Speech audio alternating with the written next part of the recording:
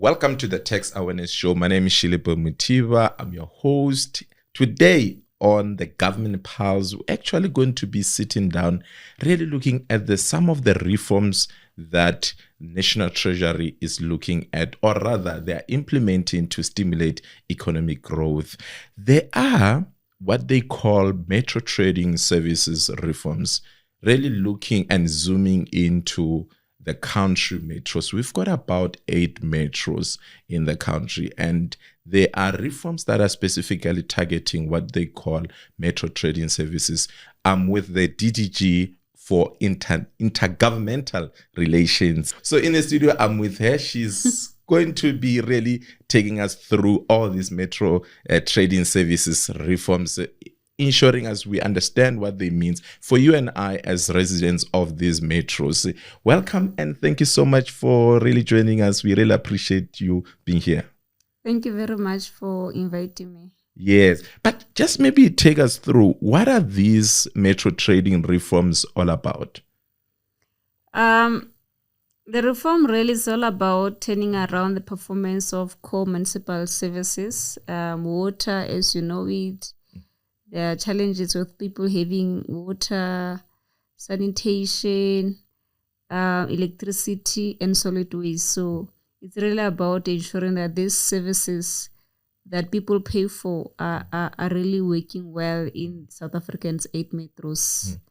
And so what we have done is just to introduce a performance-based incentive, grant awards the cities to improve service delivery, essentially governance and financial management in these cities. Yes. But maybe let's dwell a little deeper into the goals of these reforms, because it's for me, it's very important that we understand, particularly you mentioned all those key units, be it water, energy, and waste. Maybe let's unpack, maybe simplifying the main goals of these reforms, basically trying to achieve in particularly to those key areas. Yeah, the goal really is to ensure that we've got reliable and financially sustainable basic services in the city.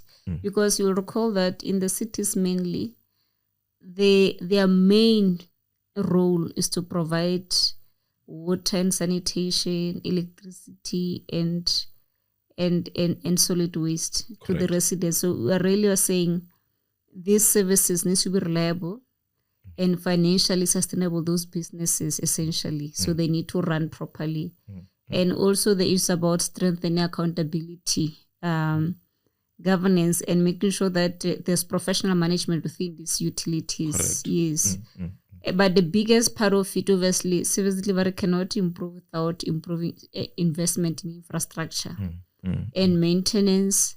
As they maintain those infrastructure, then they're able to collect, more revenue, and that will ensure that there's long-term financial sustainability of the metros themselves.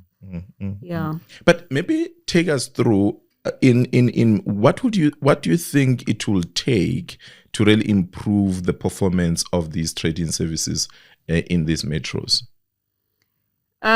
So what it will take, firstly, we need really commitment. Part of it is that we need commitment to ensure that right from political level. So the council needs to commit. And I think that's why if you look at how we started this reform, we had said, give us council approved strategies for each business, which is water business, water and sanitation business, electricity and energy business, as well as solid waste. So we requested that for you to participate in this reform, we need that council approved. Correct. And what we did, part of it was to go around the councils and meet with them and explain this even to the mayor and the MECO, to explain this, what this reform is all about, the importance of participating. So that commitment from that level is important. And that's why you recall that the minister met with the mayors themselves. So that's part of ensuring that at the top, that political accountability for this is important. Yes. There must be that buy-in. Yes. Maybe let's, in the context, really bring our conversation within the context of these reforms. What are some of the common challenges that these metros are really raising?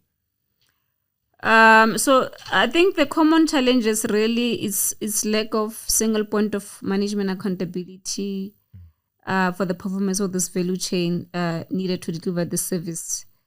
And part of it is weak governance and political interference. And I think I spoke about it now that, look, that commitment from the top is important, given that we ensure that there is good governance, governance is not weak. And also the issues are poor billing and revenue collection. It's a problem. Skill shortages, we know about it, and engineering, commercial and financial management. And obviously the technical losses within these businesses, whether it's water, the pipes are leaking, or people are stealing electricity, all of those things are leakages in the system. And also the issue of aging infrastructure. You see, that's why it's important that there's an investment in the infrastructure itself. I mean, some of the I think you remember the minister made an example about Katle Home, that some pipes were, I don't know when were the last built and all of that. Yes. Yeah, so back in the days. Yes, exactly. Maybe let's unpack that, this issue of lack of investments in the infrastructures. How are you guys foreseeing these reforms trying to fix that? And I'll tell you why I'm raising this, because when I was reading one of the Metro's credit rating reports, it was actually mentioned that around 220 billion of a backlog when it comes to the infrastructure investments. One tells you how crucial and how far back we are in terms of investing in the infrastructure. It could be water, it could be roads, it could be any other form of infrastructure investments. How are you seeing these reforms actually assisting? What is it with these reforms that are going to enable us to reduce this backlog that we have? Because as much as I'm referencing to that particular metro that I read that credit report for, it probably applies across all other metros. Yeah, so I think obviously this reform are also bringing money as well to the table. That would like to seeing that the metro invest this money within the infrastructure to ensure that the infrastructure works. And you'll recall that probably we spoke about in the budget and even at the meeting that we held with the metros that we're going to invest 54 billion in this reform for the next 6 years, starting with the current financial year, that we're investing in this reform. Obviously, it's incentivized. You need to make sure that you work hard. But that 54 billion, expecting that as services improve, you're able to collect more. The cities themselves invest same amount of money into this reform. So if, let's say, you guys are putting that 54 billion over 6 years, you expect the city to do that. What happens if the city doesn't have the funds to do that? Look, it might.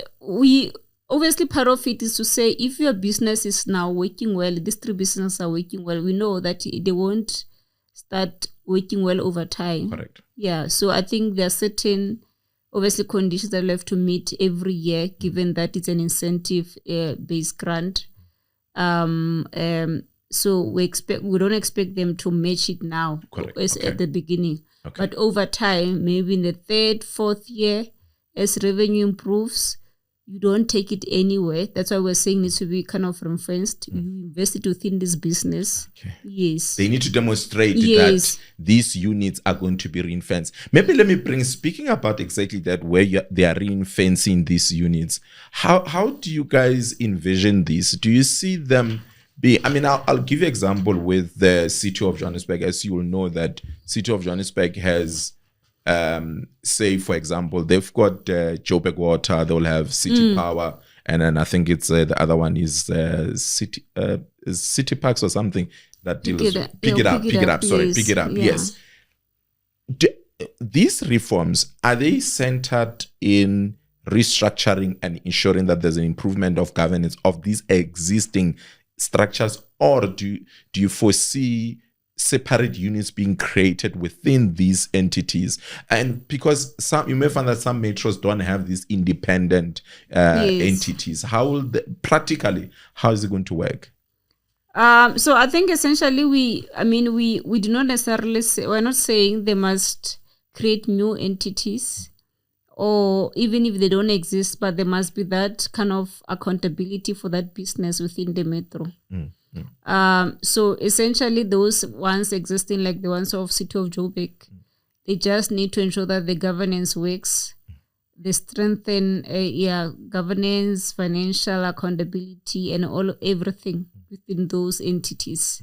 Okay. Yes. So you earlier on you spoke about that 54 billion. That sounds more like an intervention that is coming from National Treasury to really support these reforms, basically putting money to where your mouth is. But maybe what else can one say are some of the requests coming from these metros that they require intervention from the city, from the National Treasury? So obviously, I think they're requesting support in particular, and even technical assistance. Given that I spoke about the issues of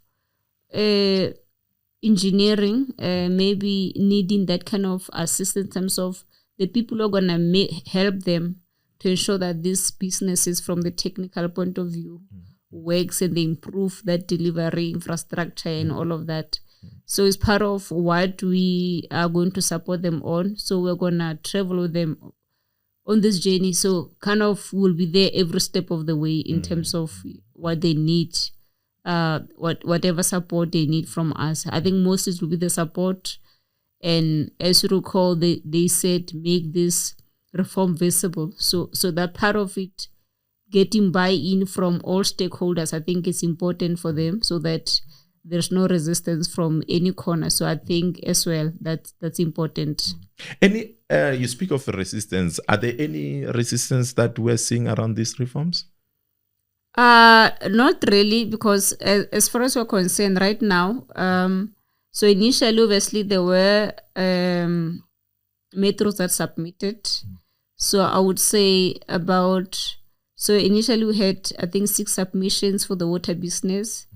And then we had another 6, but it was, I think, the different. For example, I think Kuruleni did not submit the water strategy, but they were working on it.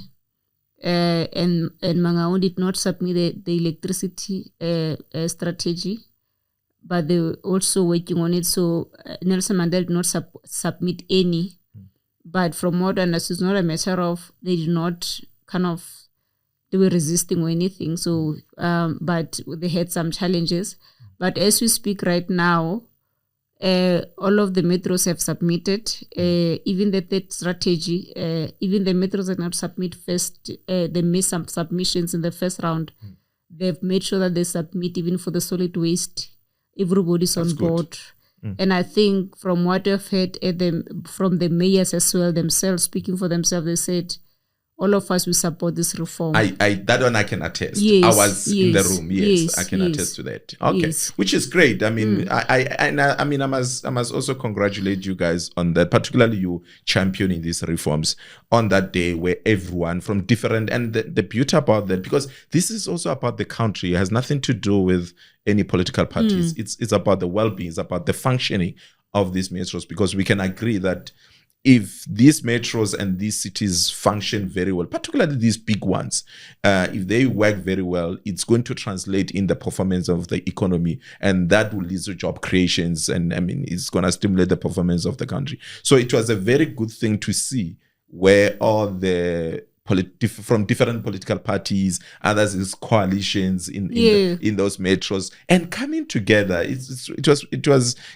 was quite something amazing to see. Maybe touching on that, actually remembering from that conversation during that session, you mentioned that there's about 60 billion that is being spent on water grants, and there's a view that as much as we're spending so much money, I think it's one of the speakers also raised that, to say we're spending so much money, but yet there's still an issue of water crisis still there. What are the root causes of these, and what is the role of the National Treasury in making that these causes of these water crises are actually being dealt with? We believe that obviously, there are a number of grants in the system could be addressing the same thing. So we think there's also that fragmented grant design that's contributing weak alignment among those grants that exist.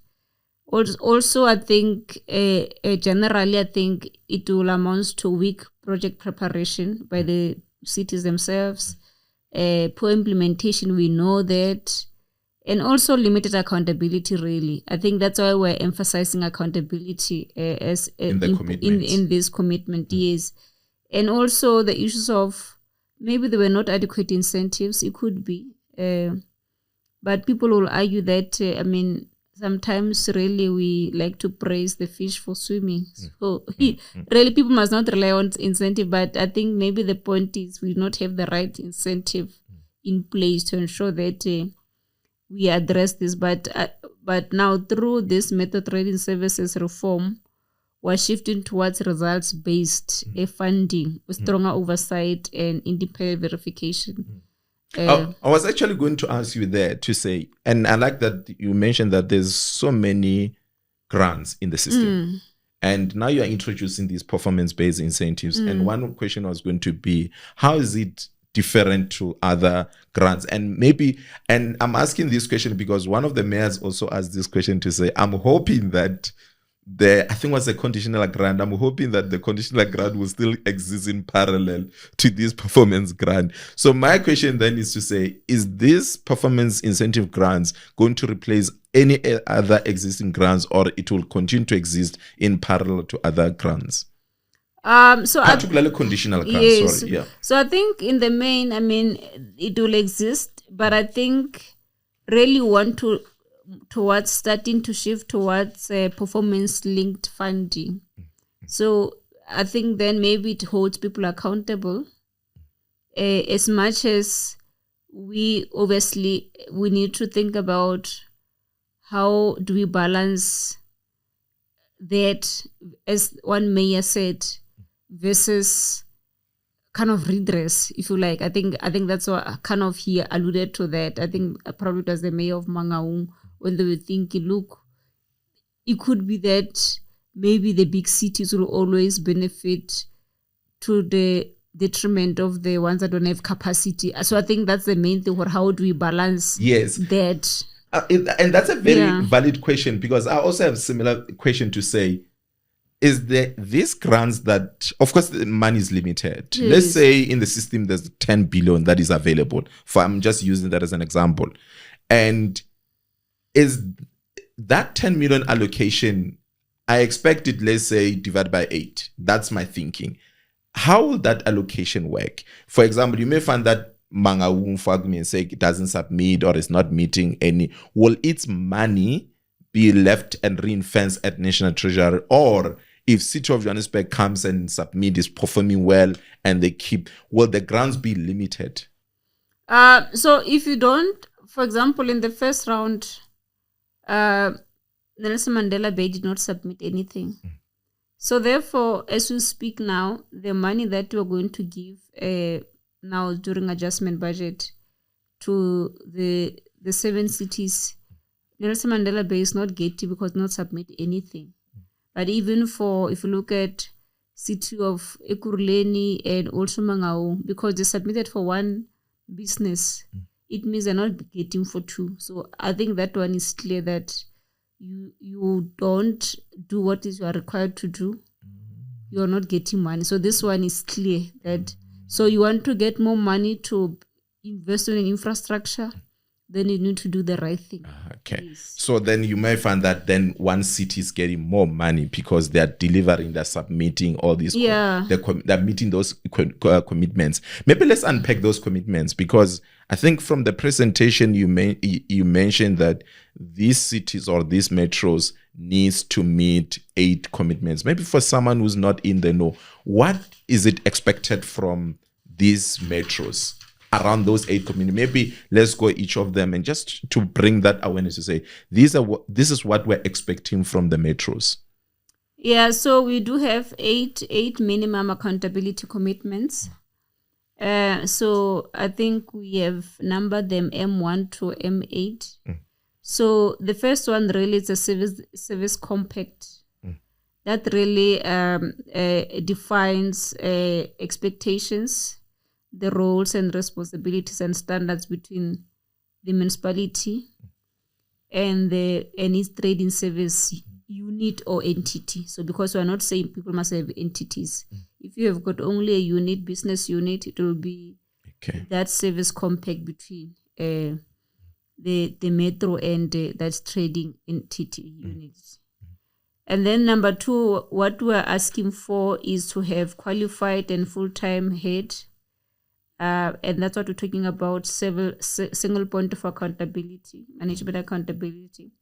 So we have that person who's appointed with a clear mandate, of course, and the right technical skills, experience, and the leadership experience to lead a turnaround strategy. Yes. And then number 3, we want a single organizational structure that integrates all operational and functional financial functions under one single point of management accountability. And then number 4, which is M4, delegations of authority to ensure that the head has full executive powers to manage performance across the value chain within the business. Number 5, we are asking for a commitment to have a credible business and investment plan with a multi-year financial model underpinning turnaround and sustainability. That's what we talk about then investing within the business. You must demonstrate that. Yes. And then M6 is about the metro providing budget support to ensure that the business plan is fully financed. That's where you are expecting that they will bring their own money into the equation. Yes. Okay. I think I remember Minister mentioning something. He used the example 1 rand for 1 rand, something. Yes. It was just an example. Yes. Yeah. And then number 7 is financial transparency to promote accountability. So it means what we are saying is for each business, there must be a publication of the annual financial statements. A statement of financial flows and balances between the service and the metro. Obviously, as part of the metro's annual financial statements. And the last one really is about change and delivery management capacity to ensure that the city can plan reform, manage infrastructure, and oversee contracts. So that's all that we're asking for. And we believe that these are not really too complicated. That's what is required to run a business anyway. Yes. But, I mean, I'm looking at the, say, single governance structure or single units. There could potentially be cost that cut across. Let's say one individual, maybe say a mayor as an example, where they do a role or a function of that particular unit. How will the cost allocation work? Look, I think we believe that it could be tricky in some instances, but obviously even if it's a just business unit, would know how much that business unit is spending. But I think if we say now accounting for, let's say, CFO's part, like the treasury roles and all of that. Correct, exactly. So that's where I suppose we'll provide guidance in terms of how to deal with that. With those matters as they. But there's a view. There's always a view, and people will always have a different view to these reforms. Some people are saying that it's a preparation for privatization. I mean, what's the view from National Treasury around this? No, we do not think that we are privatizing anything. We're just saying to we're not driving privatization. We're really just strengthening accountability, transparency, and institutional capability of the trading services. So all we are saying is that they need to be run like businesses, because they are businesses. Correct. They are the services that bring money into the city. So the goal really is for better governance, transparency, and accountability. Not outsourcing or selling assets. We're not talking about any selling of assets or bringing people from outside. I mean, essentially, if you think about it, it's like all we're saying is that if we make an example of the city of Joburg with its entities, yes, just make sure that these entities run like they're supposed to run, how with good governance. That's all I think we're saying, nothing else, and making sure that the money that is the revenue that is collected from these businesses is not used elsewhere while there's a need here. But we're not saying, obviously, when you have managed to invest within the business is generating a lot of money, the city cannot use it to do other investment within the city. But we're saying, as you do that, but prioritize this part, Oh, so these cities will be allowed, because I think my understanding of the reforms was that the money from water will be ring-fenced mainly for water, and it will not be diverted to other, say, electricity for argument's sake. Will they be allowed then to say, if you feel that you've invested enough in water, then can rechannel Joburg Water can rechannel the money into another units? Yeah, no, they'll be allowed at some point, but it cannot be like a recent example that was in the media of Johannesburg, where they said we had 4 billion, like Joburg Water, there was 4 billion has been taken, and all of that. The service providers from Joburg Water have not been paid, you see. So it means by the time we are saying we need maybe some monies for Joburg Roads Agency, as an example, as we use Johannesburg in this as an example. Then it means at least we have made sure that our bills are up to date in these 2 or 3 services. We only when we believe that even in terms of investment, we're investing. People can see that the infrastructure is working well, where we have reinvested into the business. Then if there's a extra, you can then rechannel. Yes, at the end of the day, it's a group structure. Yes. Because then you can't then leave pick it up or leave City Power not doing well. Well, you've got reserves sitting at Joburg. But then what happens if these guys, or not these guys, but rather these metros don't demonstrate commitments to invest their own funds, and also for not meeting these 8 minimum accountabilities? Look, so we believe that with their balance sheets and just borrowing powers, they can fund the majority of their infrastructure through their own revenues and borrowing. So, and what we have noticed that self-funding has dropped to about 50%. And then that reliance on grants is increasing. So, and we do not want to see that because that's unsustainable, So, and metros are the big cities in this country. So this reform really is designed to reverse this trend. We're trying to reverse this trend that the cities are able to invest, use their balance sheets. So it means then the first thing they need to do is to ensure that they improve their balance sheet the way it stands right now. Yes. And the principle is simple for this reform, is that for every 1 rand in incentive funding, metros must also commit that of their own resources. And as I said earlier, this can unlock about 108 billion in total infrastructure investment, which will be doubling, and it will change this issue of kind of where we are right now, and change the trajectory and the funding profile of infrastructure. And I mean, it will just really put the metros in a good standing, honestly. But so, you mentioned something here. You are saying there's this trend of metros really not in reinvesting their funds and more relying on grants. If I quoted, did I quote you correctly? Okay. Now, what led to that? I mean, I know that you guys are dealing with it through these reforms initiatives, but what led to that?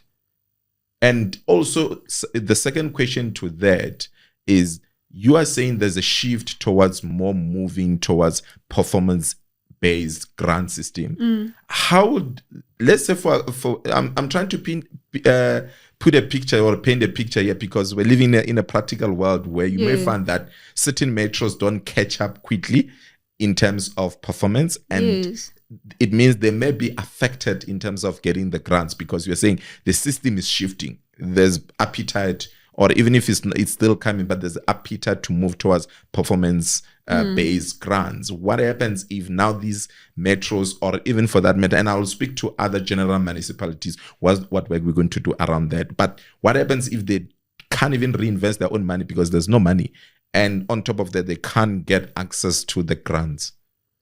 Look, obviously, I mean, even apart from this reform, we are continuously looking at the performance of the metros, whether in terms of how they're spending the money or how they are kind of collecting the revenue. So we're looking at those issues.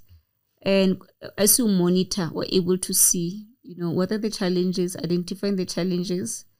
And because we do have dedicated sets of meetings where either we go to the metros themselves, we call them media visits, we go to each metro. And then as well as having where we assess their budgets, they come and we sit with them, and it's like a full day event. Okay. So obviously through this, we know each metro's capacity. We know.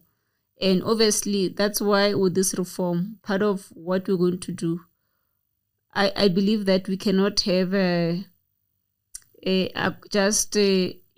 assistance that we provide to them just be similar to everybody. It must be differentiated. That we say we know where you are, then how do we help you to get there? So I think that's going to be important that we have that a differentiated approach in terms of how we deal with each, because we know them already before even this reform came. We know where they are in terms of their performance. We spoke of metros. I mean, we've got many or rather municipalities. Yes. What about them? So essentially, because we've been asked this question, I mean, this is a pilot. So this is really a pilot that we're going to be busy with. We believe that we need to learn some lessons, because remember now, in this case, only dealing with 8 metros. So, and we still have 249 municipalities. So we think obviously we need to have a differentiated approach even in that regard. So because after this, there's a level of secondary cities which are, closer to be metros. Yes, closer. And then there was those local, others are doing well, others are rural, even in that space.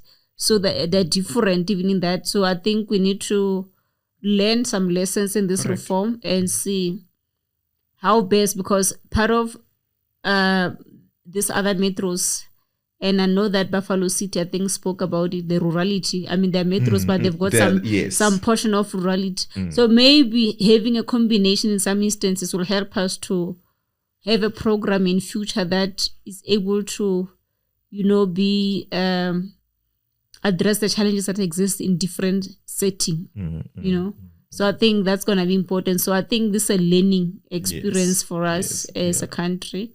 But obviously, the most important part is that we do not want it to fail. We want it to succeed. Yeah. Okay. No, that's great. I mean, it's very, very important that we get our metros, and for that matter, our municipalities to work, mainly because they are their point of contact to the residents and also for service delivery. Yes. And if they are not working, then the country may actually not be. Maybe one of the last questions is around the issue of labor issues that may be experienced as a result of, I think it came out a little bit during that sessions, that there could be some of a need for COCTAs and other strategic stakeholders to come and resolve. What are these issues that they're being referenced? And how far are we in dealing with some of them? Okay. No, I mean, this reform really is going to be implemented within the existing public sector labor framework. So we do not think that's going to bring anything that's going to rattle, the current situation, needs to impact. But I think what's important for the metros is that they take all the stakeholders along in this journey, whether it's the labor within their organizations, whether it's the civil society organizations and the residents. Everybody's important for the reform to succeed.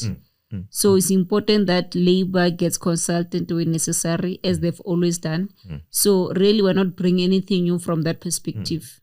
So what you are just doing is that the metros must go and bring everyone along. Yes. All the stakeholders that are going to be affected by these reforms must be tagged along and must be brought into this equation. Yes, because I think that's going to be important.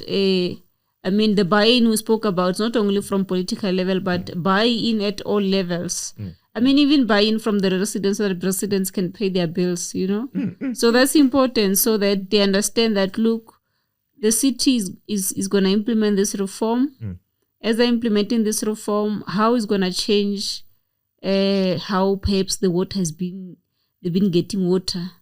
Perhaps right now there'll be no water tankering, there will water, infrastructure is fixed, electricity is stable, and even in terms of solid waste, we don't see the sewer running in the streets, everything is how it's supposed to be.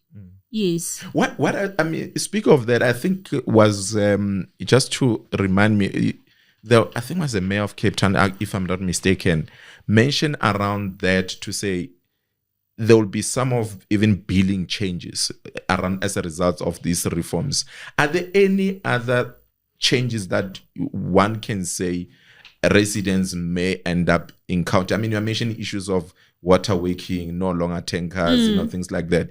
What do you expect from conversation with these metros? What are the changes that maybe residents could be expecting to see as a result of these reforms? So, I mean, firstly, we're expecting that there will be accurate billing for number one, and which is transparent. Yeah. And obviously, I mean, the issues of service interruptions due to maintenance, we're expecting that there'll be more. There'll be improved. There'll be not much those kind of disruptions in the future. Once we've implemented the reform, our pipes are working, infrastructure is working. You don't expect that. And we're expecting gradual improvement in terms of value for money. As they pay for this, they will know what we're paying for. And also, I think improved communication from the metros as well in terms of the service performance, and also in terms of the usage of the services by the residents. So we're expecting that those things will improve over time. Yes. Okay. No, thank you so much for really joining us. I think it's very important. We can all agree that the working of the municipality, the working of the metros is really in the best interest of the survival of the country. Yes. And that of the residents it's a human right to have water, access to water and electricity, and the right working of the wastage and waste removals systems. So thank you so much, DDG, for joining us. We really appreciate your time. Okay, no, thank you very much for inviting me. So obviously this is really important for us that this reform becomes successful.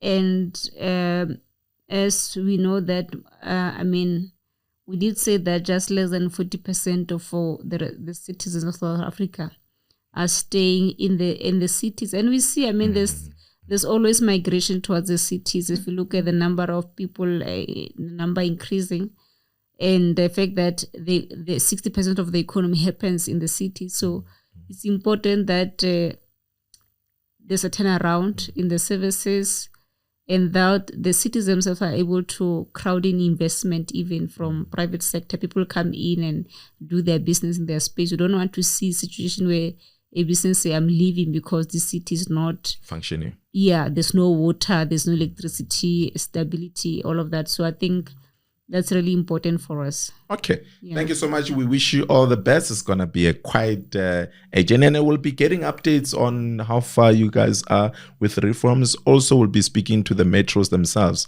and to see what other challenges are they experiencing and how far are they in terms of implementation, because it's really going to be a long journey. I see that we've got a target of about 6 years, and yeah, it's going to be a long journey. Wish you well, and we're here to support you guys.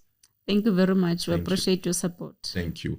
Thank you so much for watching. Don't forget to subscribe and like and share. This was the tax awareness segment of the Government Pulse, where we're looking really into the reforms, what they call Metro Trading Services reforms by National Treasury, working, really piloting this program, because it's a pilot currently rolling it out with eight metros in the country, and they are looking at, once they've learned and once they've got successes and some of the lesson learned from this pilot program, they'll expand these beyond and go to other types of municipalities in the country. At the end of the day, it's about stimulating the economic growth and ensuring that the country is working and the municipalities are working, and you as the residents of these municipalities, you deserve to get human rights, being water, waste, and water and electricity, which are quite important for your own living. Thank you so much for watching, and good day.